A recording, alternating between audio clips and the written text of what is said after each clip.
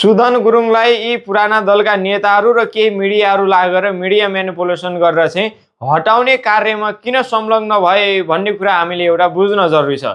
किन भन्दा उनीहरूलाई आफ्ना बाहरूलाई जोगाउनु छ, आफ्ना बाहरूको काण्डलाई सामसुम बनाउनु छ।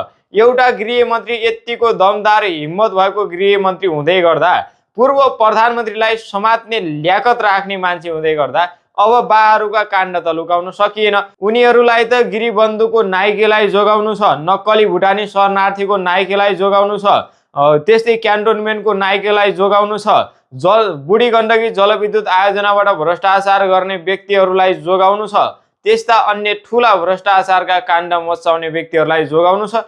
त्यही कारणले उनीहरूले राजीनामा मागे। केही विद्यार्थी संगठनहरू पनि सडकमा उत्रिए।